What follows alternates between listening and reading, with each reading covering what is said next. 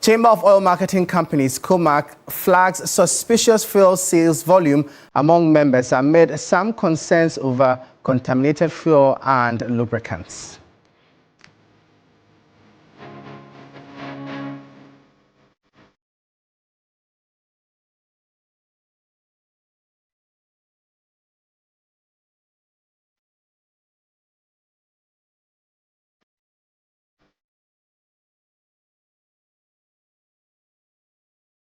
Well, thank you so much for tuning in. And Business Focus, as always, is sponsored by Telecel and EcoBank. Now, every day people face different emergencies: police emergency, fire emergency, medical emergency, you name it. But many Ghanaians don't know their emergency number. Well, here is one you would always want to remember: *770#. Yes, *770# is the new EcoBank money emergency number. *770# gives you instant access to loans, fund transfers, utility payments, airtime, and data purchases, and so much more, even without data. So there's no need for you to panic when you find yourself in any money emergency.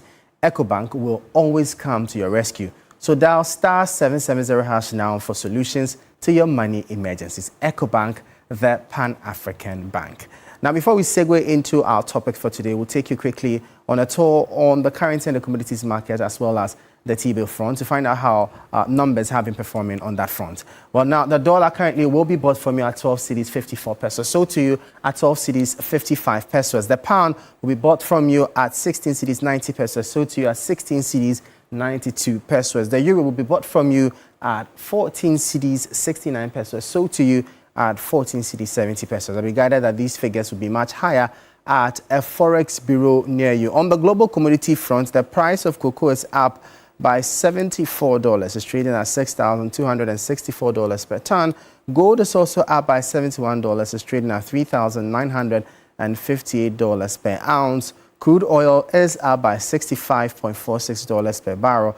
It's gained some $0.93. These are quite interesting developments. And, you know, for a country that deals in all these three commodities, when we see prices going up, it's a big win for us in terms of our inflows from the forex side. But then on the treasury bill front, a 91-day bill is currently at 10 cedis 47 pesos, 10.47%. 182-day bill is at 12.35%. 364-day bill also at 12.87%. And for the first time in a while, a lot of these are trading relatively below inflation. However, despite all of this, government still wasn't able to meet its T-bill targets, domestic revenue targets, for last week from the T-bill market. We'll explore that in our subsequent bulletins. But this is Business Focus here on TV3 with me, Michael Ogbodu. We'll go for a quick breather. When we come back, we'll delve into our conversation for today. Please don't go anywhere.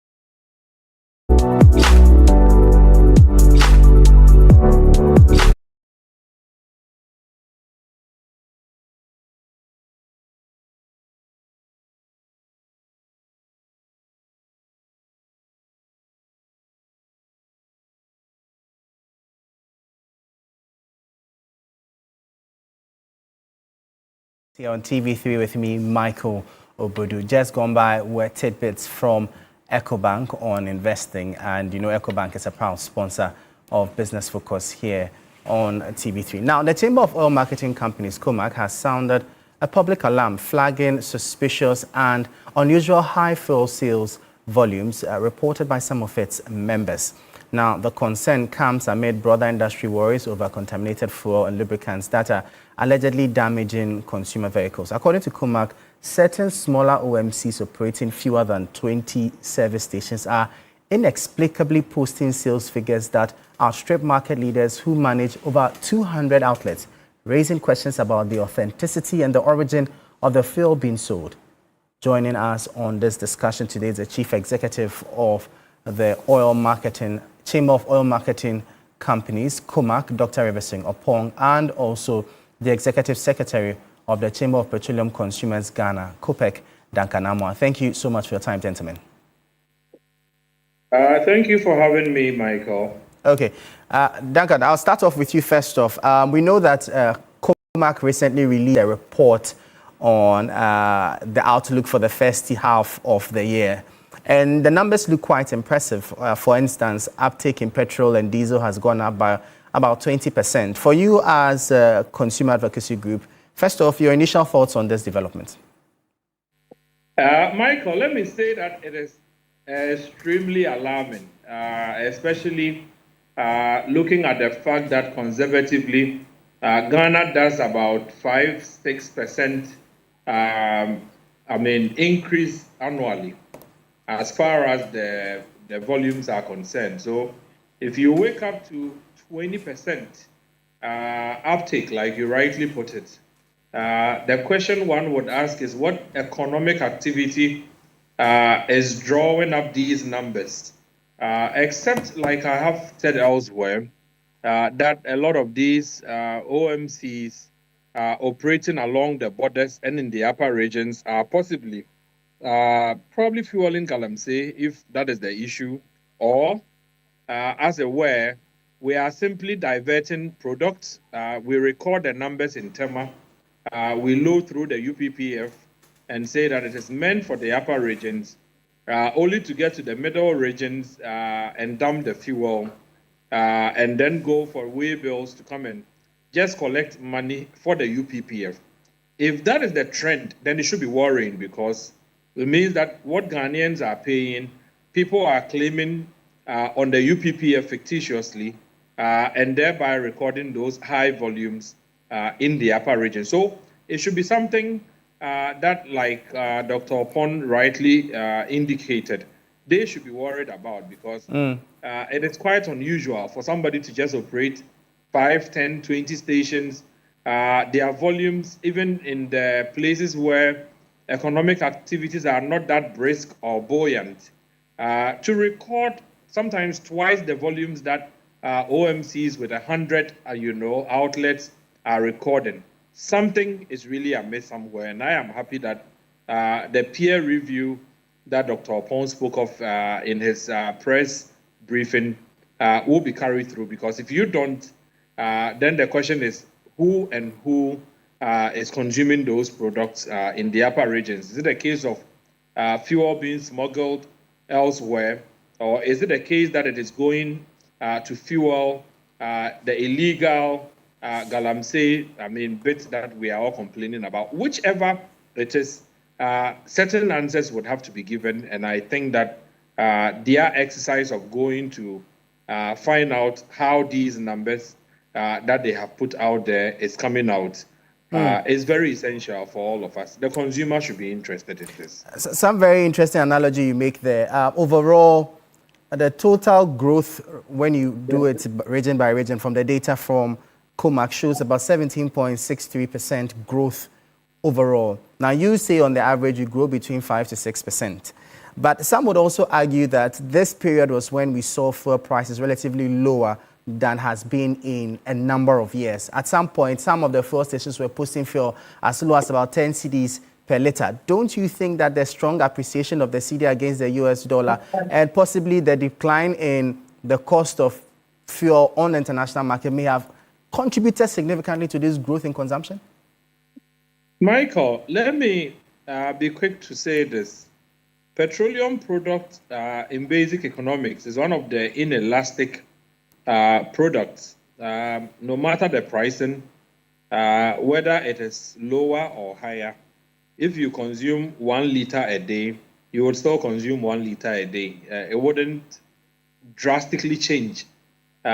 People will not switch to petrol in place of water, and the vice versa. You will not switch to water in place of petrol. So petrol is petrol, diesel is diesel.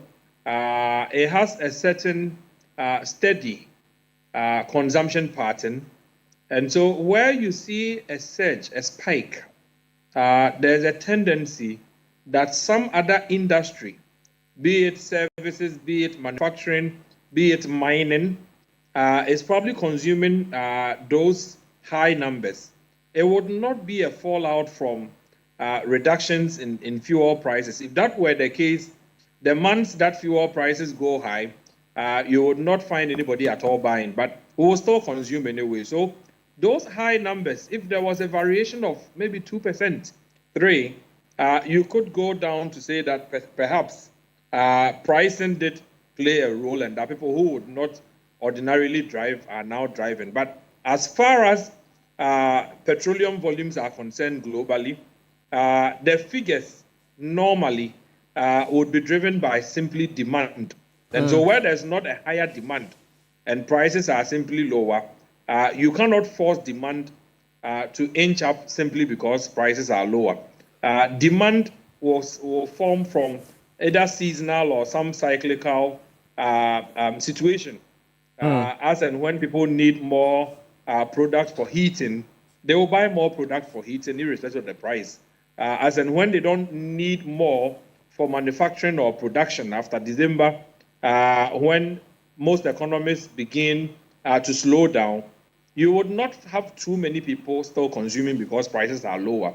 And so whatever it is, 17% for us is quite high, and I'm happy that Dr. Opon and the chamber are interested in investigating to find out where these ghost numbers, if you allow me to put it that way, could be emanating from. 17 is quite high, and I don't think that if globally numbers were rising that high, we'll probably be able to live up to the supply side.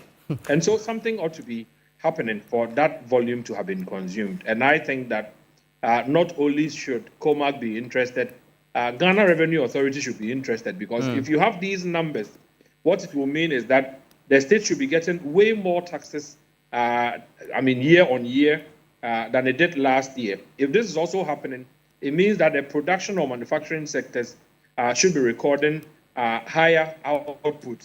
But if that is not the case, and it's simply because we are diverting fuel or we are doing the illegal stuff, then it should be a source of concern for all of us, Michael. Well, if you are going at over 17% in terms of consumption, that should actually also signal major growth and boost in the economy if you're able to double up consumption at that rate. But you also make a point about the fact that if fuel prices drop, actually it means that if you maintain the same budget that you have, you're actually getting more value. So there's even no incentive to buy more in terms of the amount that you buy, because you are getting more from the same amount that you were buying from. But then that draws home the critical question then. Dr. Everson Opon, what really is happening? We're looking at your report right now, and we see that even in the Upper East region, volumes went up as high as 80%. What's accounting for all of this? Thank you. Let me throw a bit of light into probably why we saw that hike. Okay. In the first place. Yes, 70% of a half year is ridiculous, but it is also due to the 4,572% increase in the fuel oil used for power generation. So our 70% is not only retail. I just want to touch it a bit so that we don't get confused here. So it's not only for the diesel and petrol that we know. Other than that, retail fuel for PMS and AGO grew by about 20%. And we foresee that the increase around that 17% globally on total fuel has to do with also the fuel oil that has shot by 4,000%. And that tells us that we've used more white fuel to generate electricity in this country for the first half of the year than usual, which we normally rely on the likes of gas to power and for the thermal, and also the hydro that contributes to 30 to 35% of our electricity mix in the country. So your question around the Upper East, Upper West increase, again, referring to the 17% of increase on nationwide demand and supply, like I explained, with our petroleum downstream sector, we would normally equate the demand to the supply. So that what means that once there's supply, people are buying it. So what that means is that there is a demand, not just supply, increase into the Upper East. And this is why we need to engage with the MPA to understand what warranted these huge numbers. And if you were at the downstream dialogue this year, we already posted a picture of how last year volume looked like for these particular two regions. They increased for about 90 to 100%. And we also see this increase of 80%. That means that 2 years in a row, we are seeing so much volumes going to these regions. But still on your report, if you look at the numbers or the percentage growth across the board, it appears only Greater Accra and the Volta region are within the normal curve. They all grew between, Greater Accra did about 6.94%, Volta region about 3.37%. But apart from that, Northern region would probably pass the hook a bit, about 9.3%. Beyond that, every other region does over 10% growth, which is quite abnormal. What is happening in the regions? Yeah, you see, these are volumes that have been transported to these regions or to stations around these regions. Okay, as far as the retail, market is concerned, one thing you will see is that we are picking the volume that was shipped or transported to this particular, to these regions first half of the year, vis-a-vis or compared with the year in question. Okay, so with the volume change, it might be addressed as flows due to increase in stations, increase in activities, increase in demand, and that's why I put a caveat that we are assuming today that demand is equal to supply, but it is very, very premature to say what the reason is. And like I cited an example with Upper East and Upper West, we've seen it before. Even in the Brongahafo region, earlier this year we saw LPG being smuggled from Abidjan or Cote d'Ivoire to the country because it's cheaper over there. And you could have said that fuel is much cheaper in Ghana, so the neighboring towns in Upper East and Upper West are coming to buy from the country. But the research we made today showed that fuel in Burkina is cheaper than Ghana, so I don't think it will be smugly fed today. I believe that in the next coming days, we're going to find solutions to that and answers to these questions. All right. Now, in terms of the sales volumes, I'm looking at your report again, and I see 3 OMCs leading in terms of that. Out of the 3, only one is a major player. What's happening? If you say 3 major, can you come again with the question? So you have, your report says there are 3 OMCs that led it with regards to petrol, sales of petrol. In terms of volume change, right? In terms of volume change. Correct. That should be Star, Yas, Mwari, or exactly. Some other. Yes, exactly. Good. Amongst these 3, it's only Star Oil that we know is amongst, for instance, the top 10. Top 5, even. Top 5. All right. Yeah, and that's the more reason why the board decided to engage the media this morning. There's one more analysis that we've done that is called the OMC retail outlet performance. All right. This is the same question you're posing now. That Star Oil, of course, is a top 5 or top 10, no doubt. But we see the likes of Wari and the years coming up. And that's the same question we are also posing, that looking at the stations they have, that raised a bit of flag with the volumes that they are doing, okay? So we need to probe into the data. If the data is wrong, it's wrong. But if it's true, then we need to understand why those volumes that's going to OMCs with 10 to 15 stations, as compared to stations, OMCs with 200 plus stations. That being said, we have written to about 7 OMCs and 2 LPGMCs asking for engagement. I've received calls from 2 of them today, and we're going to engage them, understand how their volumes are increasing this March. Duncan, you've heard it from Comac. They are also concerned about the anomaly, but when fuel stations that in some cases have less than 20 outlets are now selling as much as those with over 200, it raises a lot of red flags. How does that sit with you?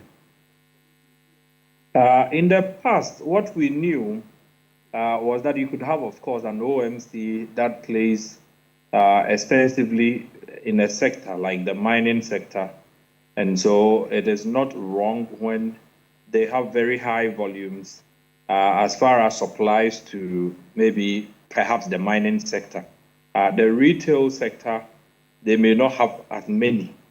But like you indicated, it is alarming when some OMCs that you cannot point to as doing so much with other sectors or having a bulk supply with other sectors simply are doing retailing and are doing very high volumes. We've seen this in the not too distant past where some OMCs came up and then within a short period, they were within the top 10, like you said, only for GRA, Ghana Revenue Authority, to flag those OMCs at some point where they were collapsed and eventually some tax evasion bits were even recorded.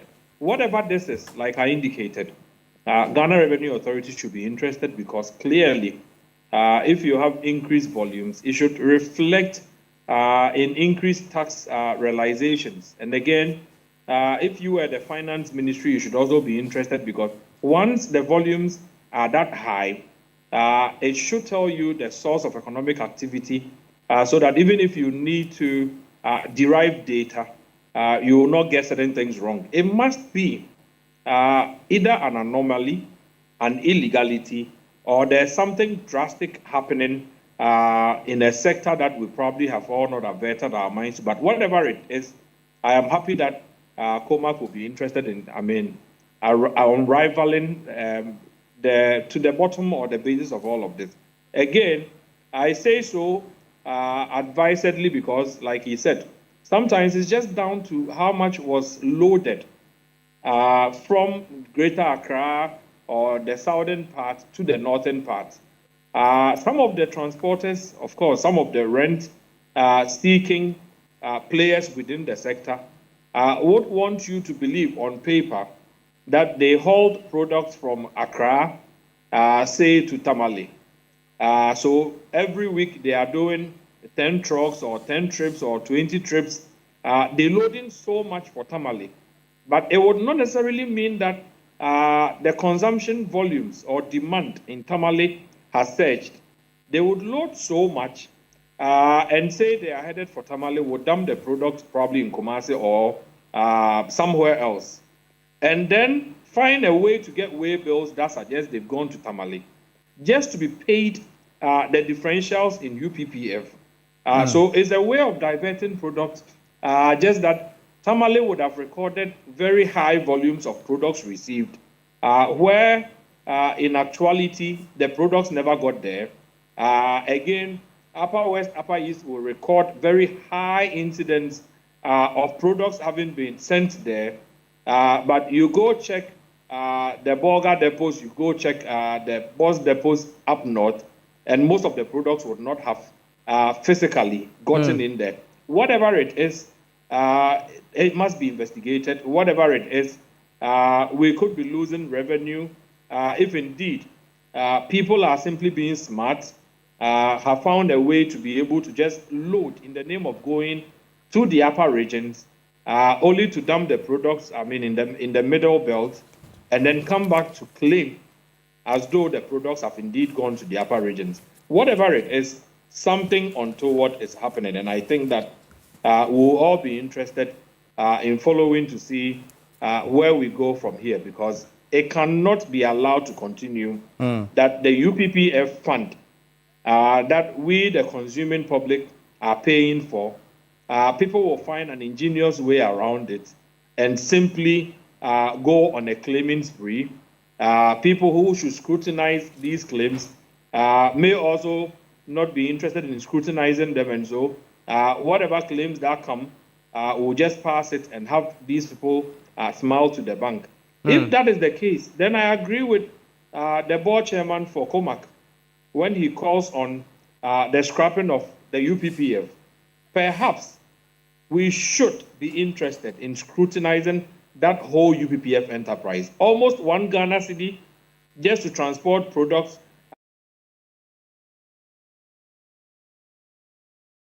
suffering from all kinds of abuses. Again, people have also smuggled in some staggering numbers in the UPPF.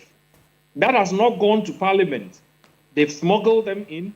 Every single month, people smile to the bank for over 100 million Ghana cedis. And at the end of the day, it is you and I who pay for these monies at the pumps. I think that the government should be interested in scrutinizing this whole UPPF enterprise. If people have smuggled things in there, like I've indicated, that has not passed the legal test such that if you must go and collect even 1 peso from the Ghanaian, Parliament should have, sat on it.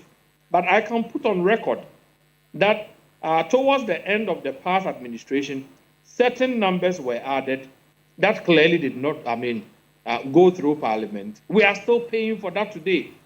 And so if you go through that scrutiny, like the board chairman, Mr. Gabriel Okumi, rightly put it, we may be able to even reduce fuel prices by as much as 30, 40, 50 pesos, even 1 Ghana cedi at some point. Okay. There's got to be some scrutiny. And I think that I agree thoroughly with COMAC that something has got to be done about this whole UPPF enterprise, because there might be something fishy which is driving these numbers.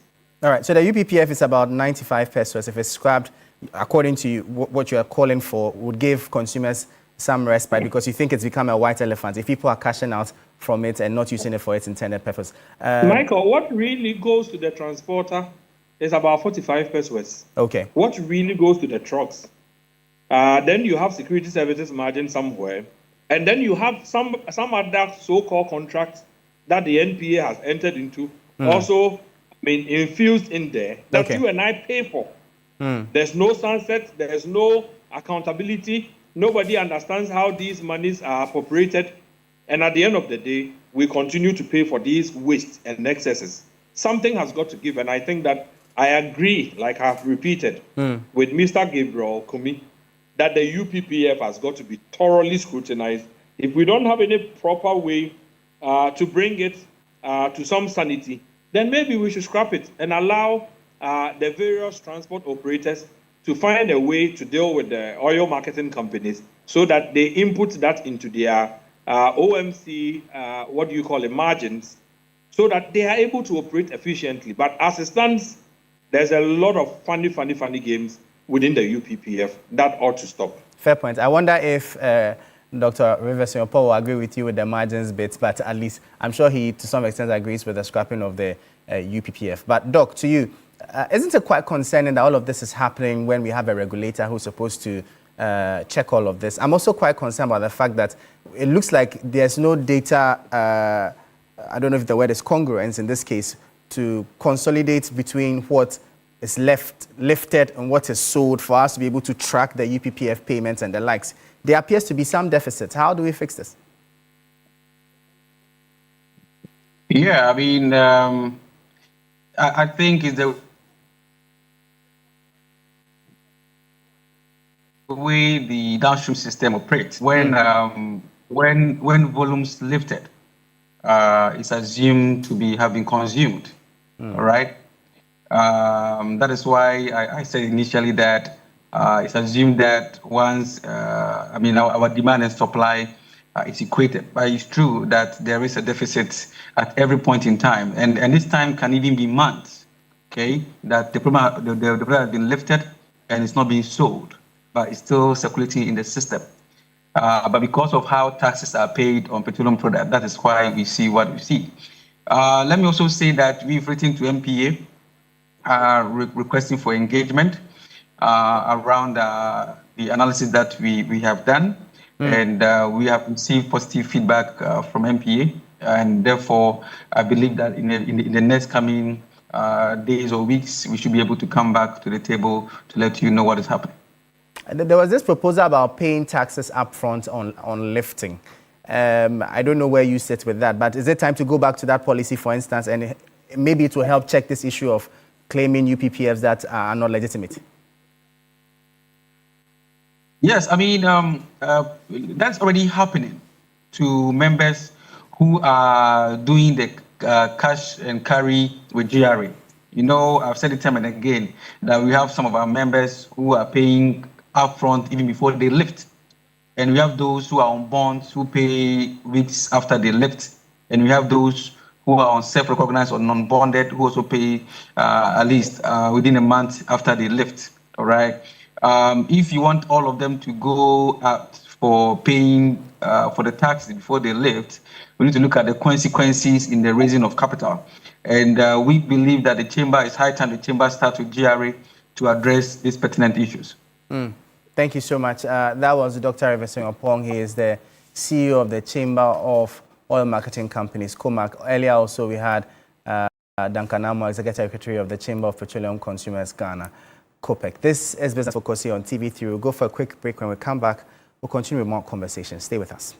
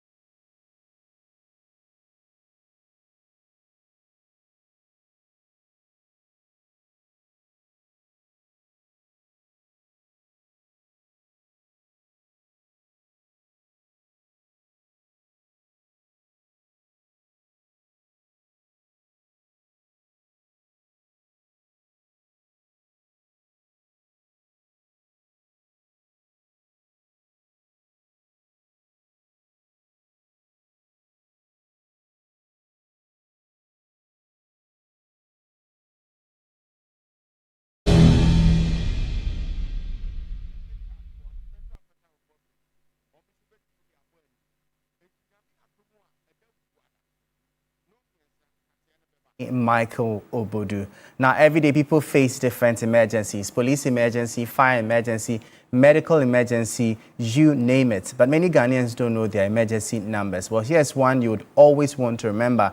That's *770#. Yes, *770# is the new EcoBank Money emergency number. *770# gives you instant access to loans, fund transfers, utility payments, airtime and data purchases, and so much more, even without data. So there's no need to panic when you find yourself in any money emergency. EcoBank will always come to your rescue. So dial *770# now for solutions to your money emergencies. EcoBank, the Pan-African Bank, and proud sponsors of Business Focus, as well as Telecel. Now, we'll bring you an exclusive interview my colleague Alfred Okansi had with the president of the Spouses of Heads of Mission in Ghana and international organizations, Malika Mene. Stay tuned.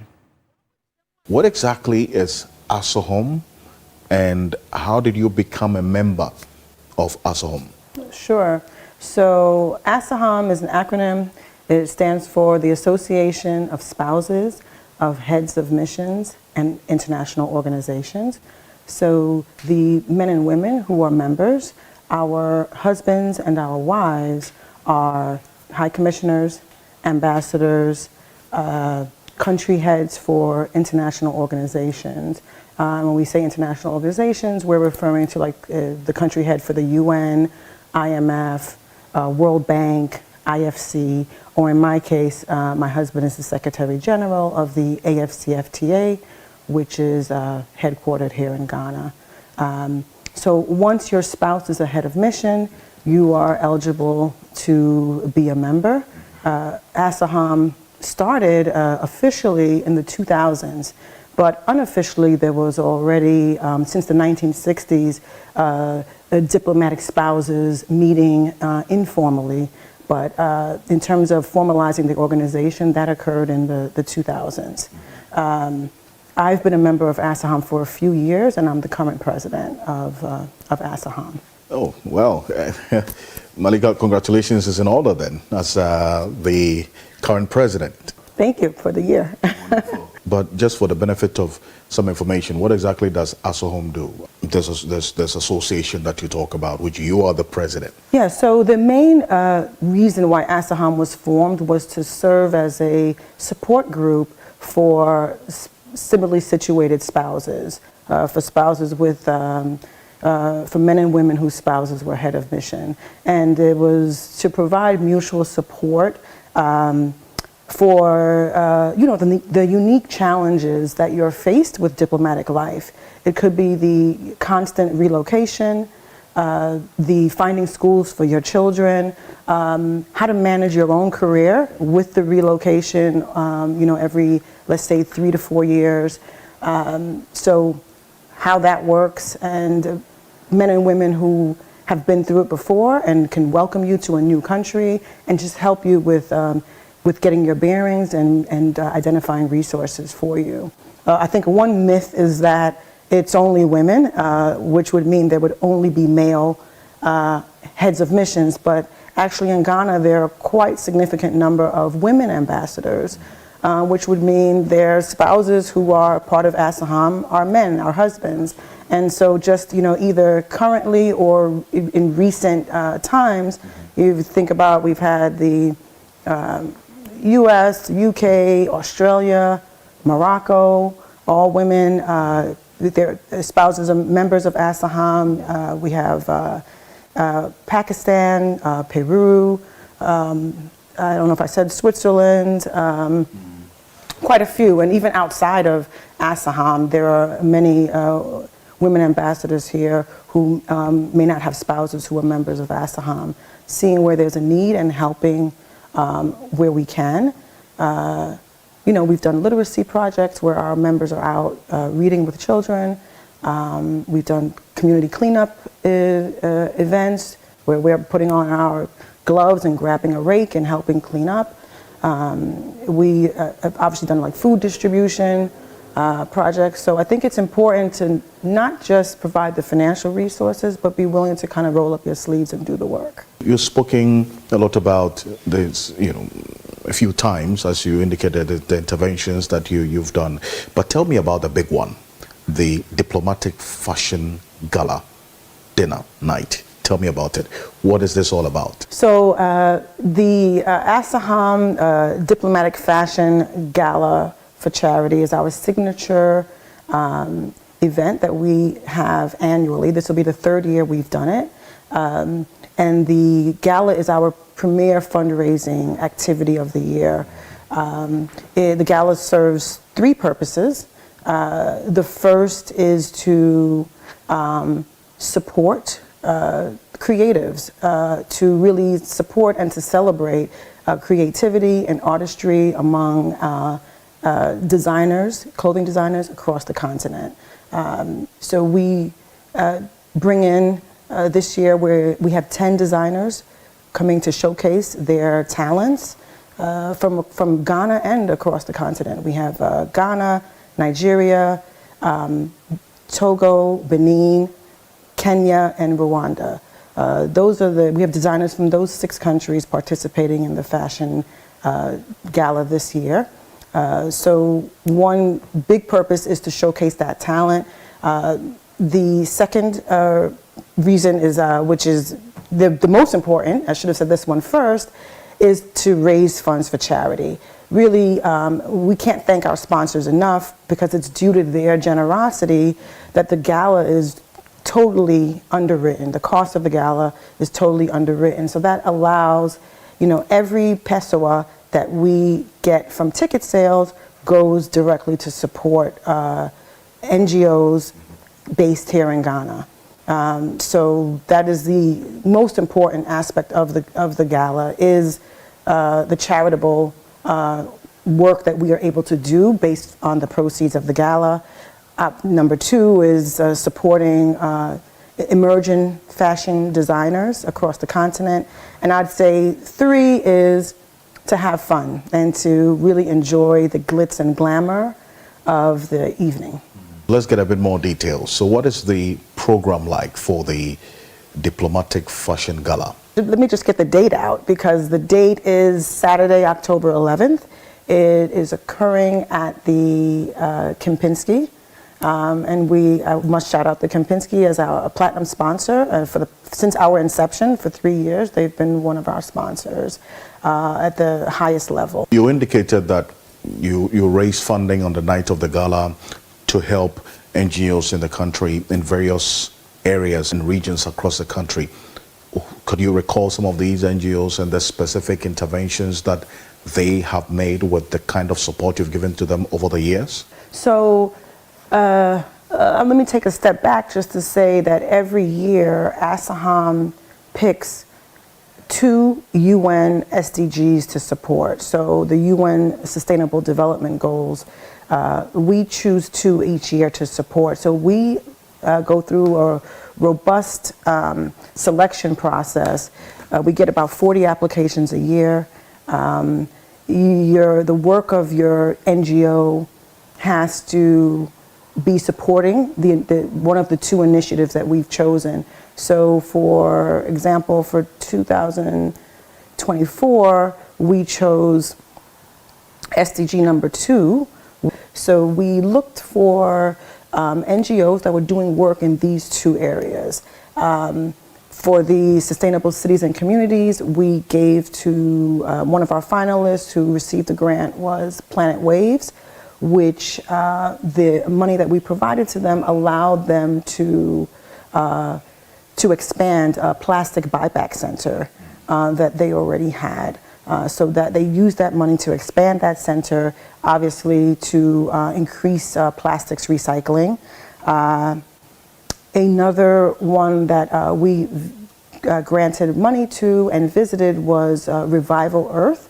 So they are a textile upcycling NGO. So they used clothing scraps to, instead of putting it in the ocean somewhere or adding to the waste that we see, they found a way to upcycle it and repurpose that textile waste. The change in Asaham to even take on such a big project as the gala a few years ago, Asaham existed and was doing maybe some smaller work, smaller community work, but had not taken on an endeavor the size of the gala. And just to see the impact of the work and the impact of our efforts, where we're using the skill set that our members have. And like I said, some of our members have maybe paused their careers. So this is a great way where they can still, keep their skills fresh and really put those skills to great use. So that kind of shift where we're not just, support and social and cultural exchange, but now we've got this, major programming that we do annually, which then allows us to provide grants to 10 NGOs, and then we go out to visit the NGOs. I'm a community service person. I've done community service since I was a young girl. So to be able to go out into the Ghanaian community and be in solidarity with the people of Ghana, like that's diplomacy. So, we're just really being supportive of the things that our spouses are doing. And for me, that is something that I would like to be remembered for my time, not just this year at Asaham, but the time that I was here is when we launched this. And the hope is that the Diplomatic Gala continues every year. And if we look forward to the future, it would be fantastic if Accra Fashion Week could emerge out of this. And this could be something that comes the week right after Lagos Fashion Week, a week before, and eventually we have buyers from around the world making a stop in Accra, looking at the creativity and the talent that's on display at this fashion show, and really giving these emerging designers some orders. That would be fantastic to have that kind of legacy. Madam Malika Mene, thank you so much for sitting to talk to us here on TV3. We can only wish you all the best for the Diplomatic Fashion Gala. Thank you so much. So that was my colleague Alfred Okanse speaking to the president of Spouses of Heads of Mission in Ghana and International Organizations, Malika Mene. But before we leave you, every day people face different emergencies, from police emergency, fire emergency, you name it. Many Ghanaians do not know their emergency number. Well, here's one you would always want to remember, *770#. Yes, *770# is the new EcoBank Money emergency number. *770# gives you instant access to loans, funds transfer, utility payments, airtime and data purchases, and so much more even without data. So there's no need to panic when you find yourself in any money emergency. EcoBank will always come to your rescue. Dial *770# now for solutions to your money emergencies. EcoBank, the Pan-African Bank, and proud sponsors of Business Focus as well as Telecel. Earlier on the show, we had the CEO of the Chamber of Oil Marketing Companies, COMAC, Dr. Everson Opong, and the Executive Secretary of the Chamber of Petroleum Consumers Ghana, COPEC, Duncan Amma, passing through. And that'll be all for today's edition of Business Focus. For more business stories, please visit our website, s3news.com/business. We'll be back next week with more updates on the world of business. I am Michael Ogbodu. Thank you for watching. As always, please stay safe. Business